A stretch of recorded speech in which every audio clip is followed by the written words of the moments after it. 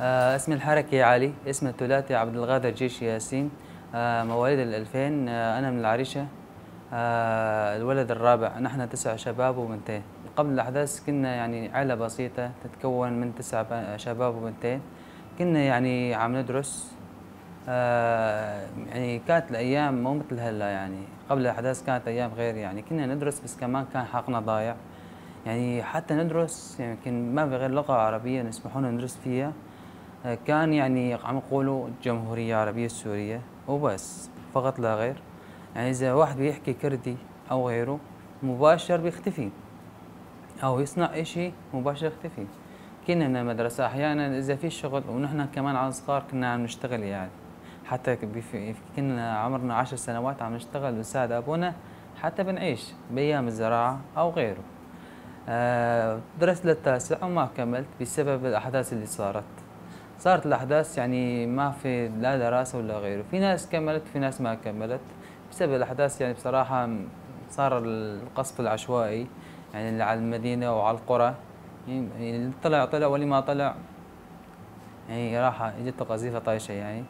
وطلعنا من بيوتنا ورجعنا وطلعنا ورجعنا، وحتى يعني ما 6 سنين تقريبا ما يقارب، حتى 2016 ليه ما يعني وقفت شوي الحملات. يعني طلعوا الدواعش، الجو خلي وما خلي، يعني ظلت مشاكل لا هي يعني.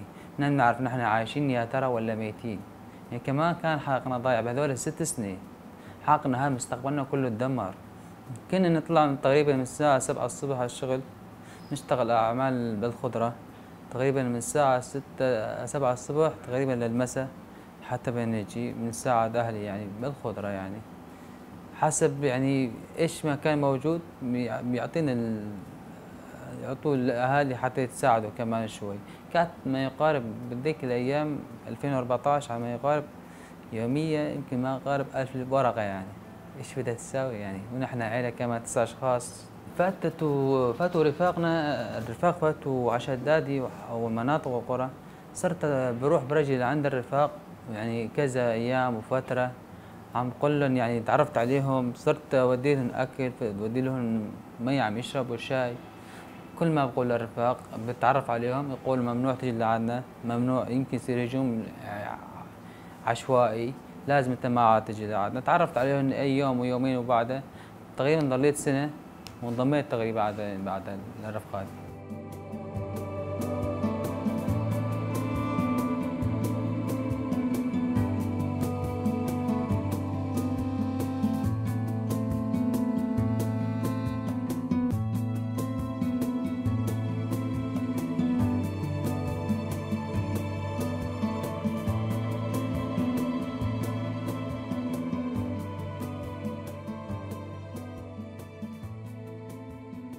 حتى كمان تعرفت على رفاق وعم يحكوا انه في عندهم قائد، عنده عم يخاطروا في حياتهم في من اجل القائد عبد الله وجلال يعني.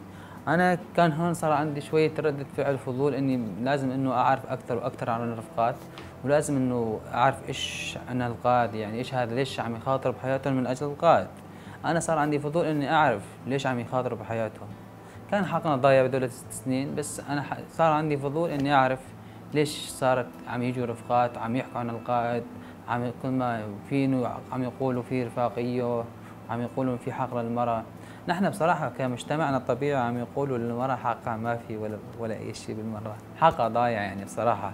بالمجتمع الطبيعي عندنا كعادات وتقاليد، المرأة ولا أي شيء عندهم ما يعني مع احترامي كجارية أو عبدة. أول وقت فت لعند الرفاق وانضميت إلهن، يعني بصراحة كان الحياة غير. بحس إنه كانت الحياة أولي كانت مسكرة بوجهي، أما وقت انضميت لعند الرفاق يعني كانت الحياة تغيرت شوي أول بأول، يعني مثل الطبيعة أول ما بتصير.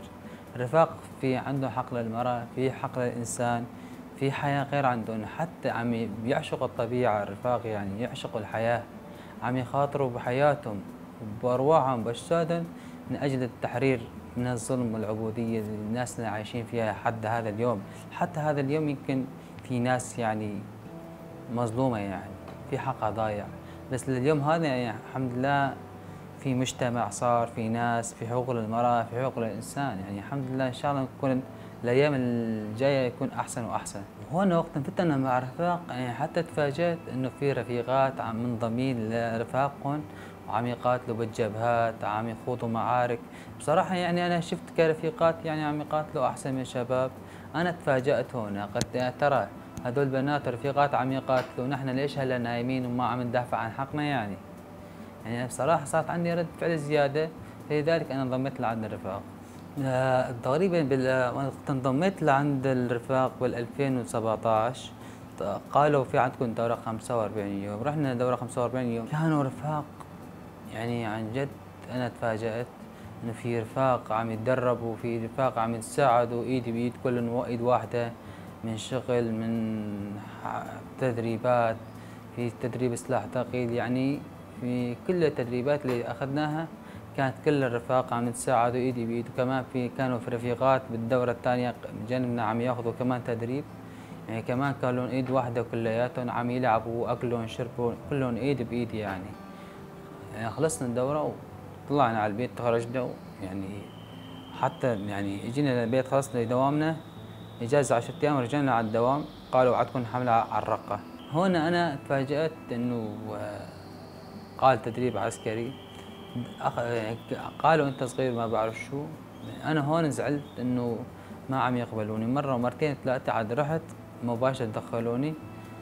أخذنا التدريب العسكري ضلينا 45 يوم. هون عاد أنا صرت بعرف إنه في حقوق الإنسان، في حياة غير راح تتغير للمستقبل لقدام. أول حملة رحنا عليها على الرقة كانت حملة كثير صعبة، هذيك الأيام كانت عن جد صعبة ما يقارب قبل نهاية 18. كانت حملة كثير صعبة يعني عن جد. رحنا أنا ورفقاتي كنا عم نمشي بالطريق، فجأة عم يطلعونا دواعش بيحاصروا الشارع، صار عم يضربوا علينا قذائف RPG قناصات. استشهدوا بعض الرفاق يعني. كنا نحن 16 كنا ماشيين جروبين، كنا بدنا نقطع الشارع وصار قناص عم يضرب علينا. اللي راح اللي طلع واللي ما طلع مسكوه وعايش يعني. كانت هذيك الايام كثير صعبه يعني، ما كان يجي اللوجستيك بالصعب يعني، وحتى المي كان صعب، عم يا دوب يعني اللي بيدبر حاله هذا بيكون له لقمه حتى يعيش.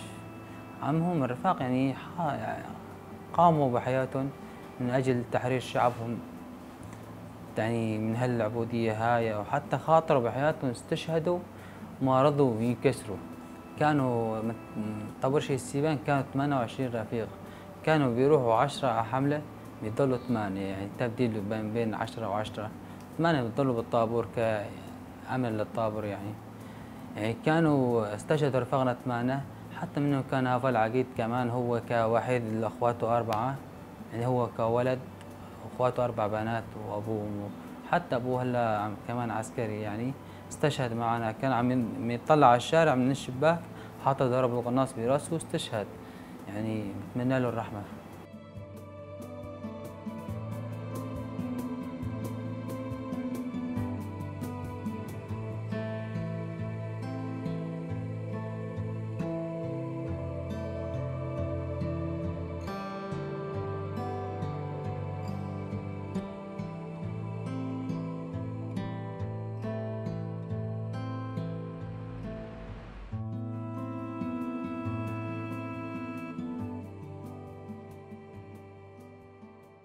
حتى وقت استشهد ابو العقيد نحن كنا تقريبا 4 مسكوهم الدواعش قطعوا رؤوسهم. راح حتى ما استنينا المساء، اجى المساء قاطعين راسهم حاطين بالشارع. عم ايش يساووا؟ عم يستهدفوا الرفاق الثانيين، عم يحطوا رؤوس الرفاق المقطوعين على الشارع قدام القناص حتى يجي الرفيق مباشر. نحن اجى المساء يعني كنا تقريبا 8 9، رحنا جبنا رفاقنا اللي استشهدوا حطيناهم بالهامر وطلعنا من الرقم مباشر. كمان رجعنا على الحملة مرة ثانية، ضلينا ما يقارب 10 أو 15 يوم بالرقة وإجينا لعند الطابور. كانوا عندنا 4 شهداء مع ضل عقيد 5. بعد ما طلعنا من الرقة جينا يعني على البيت، أخذنا إجازة أسبوع، طلعنا ما يقارب صارت حملات دير الزور، صارت قوات بعد ما تحررت الرقة سحبت لعند حملات دير الزور. قسم عساكر ضلوا بالرقة، قسم العساكر رفقنا عم صاروا بيمشوا حملة دير الزور، عم يحرروها أول بأول. ما يقارب يعني شبه دير الزور شاركت بكل حملاته، هاجين، أبو حمام، جهاد وعناد، أبو فاس. صارت علينا هجومات يعني ما يقارب، حتى عم يجونا بكل القوات. الدواعش عم يهجموا على رفاقنا بس ما عم يحسنوا ولا عم يقدروا، لأن رفاقنا عندهم إرادة قوية وثبتوا بكل النقاط، والحمد لله أنه قدرنا عليهم وطلعناهم من أراضينا.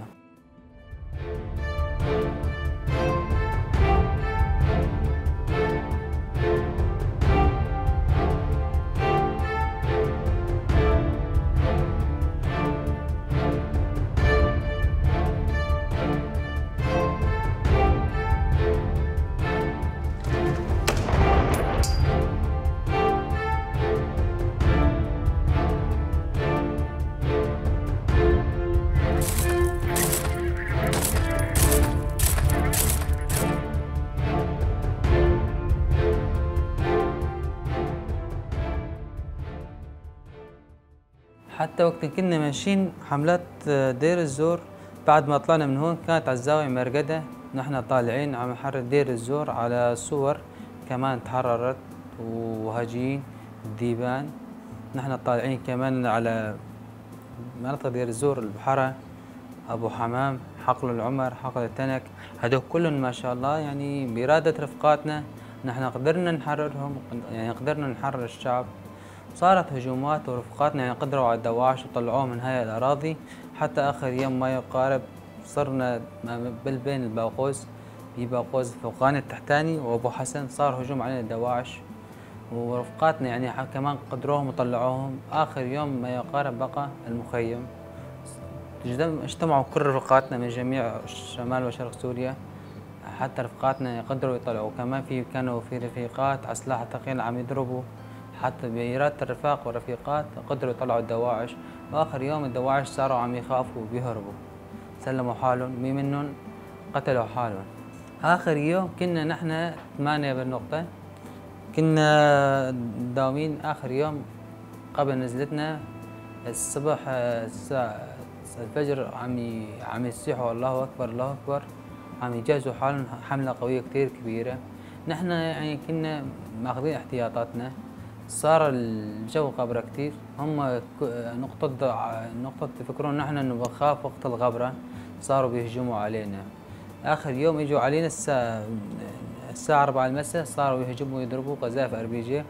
كانت نقطتنا من 3 طوابق، نحن كنا 8. استشهدوا 4 رفاق، قالوا رفاق سلموا حالكم، نحن ما بنحاكيكم.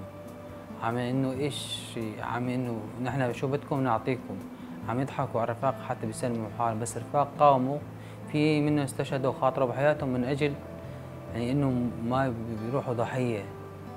عم يفكرون انه بيقولوا نحن مسكناهم ونحن قدرنا نخدعهم. رفقاتنا خاطروا بحياتهم 4 في سبيل انه ما ينضحك عليهم. ضليت انا و3 رفاق كمان تصاوبوا، ضليت انا كمان لوحدي بالنقطه 3 طوابق. صاروا عم يضربوا بقذائف RPG، عم يقولوا لي انت سلم حالك ما بنحاكيك. واحد عم يقول لهم، عم يقول لهم الامير بده اياه عايش لا تقتلوه. صارت الساعه 7 المساء عم يقولوا خلاص نحن ما عاد نقدر لازم نفجر المبنى. عم يقول له انت ما عم تفهم ليش لازم الامير عم يقول لك جيبوه، طيب انت عم تقول بدنا نفجر، لا نحن ما نفجر لازم نمسكه. طيب واحد عم يقول للثاني صرت تسمع صوت اطلاق نار، صار الحكي راح ما عنده ما سمع شيء. خلال ربع ساعة تقريبا ما بحس كأنه المبنى انفجر بيني يعني وأنا ورفقاتي، واستشهدوا رفاق 5 صاروا مستشهدين، 2 متصابين وأنا كمان تصاوبت.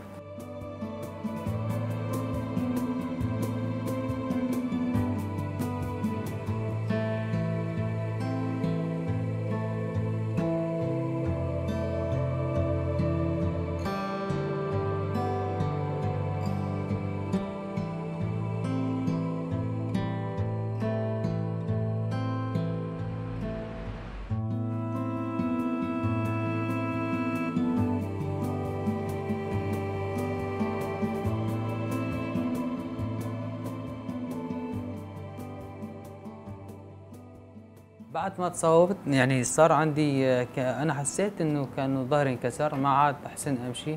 حتى كان بتليفون صغير تواصلت مع رفقاتي، يعني يقارب قواتنا كانت يعني حوالينا ما يقارب 25 متر و30 متر بس.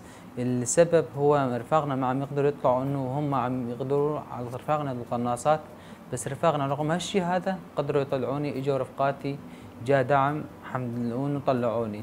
كنت انا بوعي، حتى ما يقارب وصلت المشفى شدادي او حسكه كمان انا كنت بوعي. بس كنت بوعي، بس كنت شوف ما عم شوف. خيط ما يقارب يعني 20 أو 25 يوم اللي يجي لعندي على المشفى ما كنت عم أسمع صوته، بتذكره وبعرفه، أما أشوف ما عم شوفه. حتى كانت يعني كان كل وضعي شوي عم تعبان كثير، بس الحمد لله لا أحسن. وحتى الآن حتى هذا اليوم عم أتلقى علاج مؤسسة دار الجرحى. وقت أن استولدت حسكة قاموا الرفاق قالوا بده عملية. عملت عملية بالحسكة مباشر، يعني ما تأخروا الرفاق اللي عندي، مباشرة عملوا لي عملية بالحسكة. وبعد شهرين كمان أخذوني على قامشلو وعملوا لي عملية بالقامشلو. وبعد فترة 6 شهور أو 8 حولوني على الشام، كمان تلقيت علاج بالشام. وبعدها اجيني لهون، كمان ضليت فترة عم أعالج فيزيائي، وبعدها تحولت على ديريك. قالوا في دكاترة انه عم يعالجوا، دكاترة بريطانية عم يعالجوا هنيك. وكمان رحت لقيت علاج فترة بديريك ورجعت. وكمان لحتى هذا اليوم انا عم اتلقى علاج فيزيائي وعلاجي كامل كمان.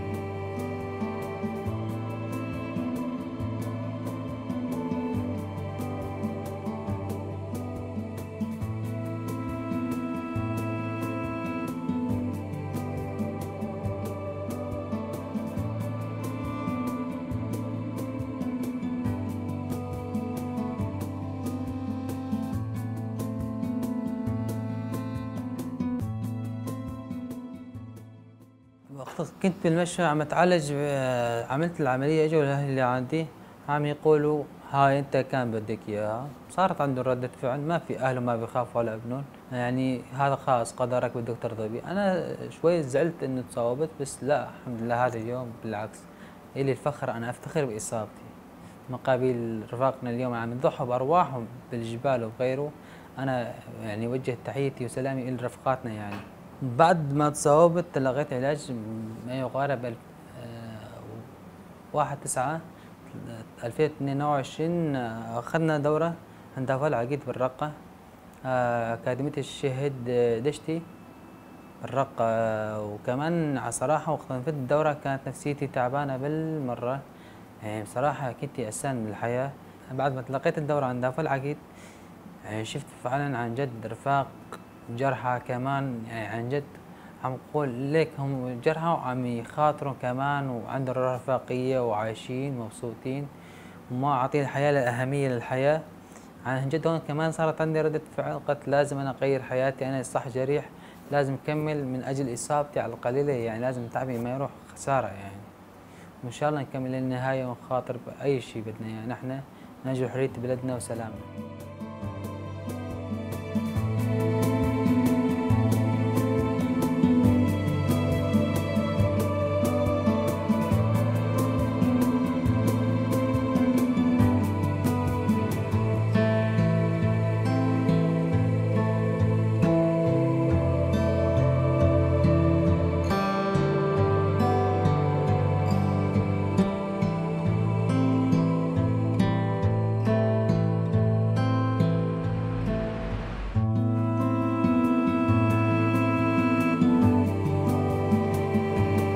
صراحة يعني أنا كمان وقت قرأت عن كتب القائد، أنا هون يعني شفت إنه في أفكار في كلها إيجابية. يعني بصراحة وقت عن جد نحن وقت قرأنا كتب القائد يعني نحن ولا كأننا عايشين بالحياة أبدا أبدا. كتب القائد وقت قرأناها نحن بحقوق للمرأة، في حياة إلها، في إلها رأي، في إلها حياة. يعني بصراحة يعني كحياة المرأة أكثر من حياة الرجل. بس نحن كمجتمعنا مثل ما قلت لك أبدا عباء المنثور حياتها معدومة كانت. بس هذا اليوم أنا وقت قرأت كتب القائد عرفت إنه في حياة للمرأة يعني. يعني صارت عندي ردة فعل، يعني احنا لازم نقبل هذا واقعنا. المرأة كمان إنسان مخلوق يعني، لازم تعبر عن رأيها، تعطي رأيها. أما مجتمعنا ما بيسمع. نحن نتمنى إنه يعني تصير تطور أكثر وأكثر، إنه تصير يعني يصير إنسان. في ناس لحد اليوم هذا عندها تخلف. أما ككتب القائد يعني أعطتنا الحياة، أعطتنا معنات شو معنات حرية الإنسان، شو معنات حقوق الإنسان، شو معنات حق المرأة. يعني بصراحة كثير شغلات. يعني أنا بوجه رسالة السلامي. نحن كجرحى وباسمي باسم الجرحى، نحن راح قدمنا وراح نقدم كمان، ونخاطر بحياتنا بأرواحنا. يعني آخر نقطة بدمنا نحن أراضينا ما بنعطيها لا لتركيا ولا لسوريا، الحكومة السورية ولا لغيره. نحن هاي بلادنا ما نعطيها. نحن خاطرنا اليوم هذا وقدمنا الشهداء وجرحى، نحن ما نعطيها بسهولة. واشكر كل رفاقنا اللي بجبال واللي بغيره.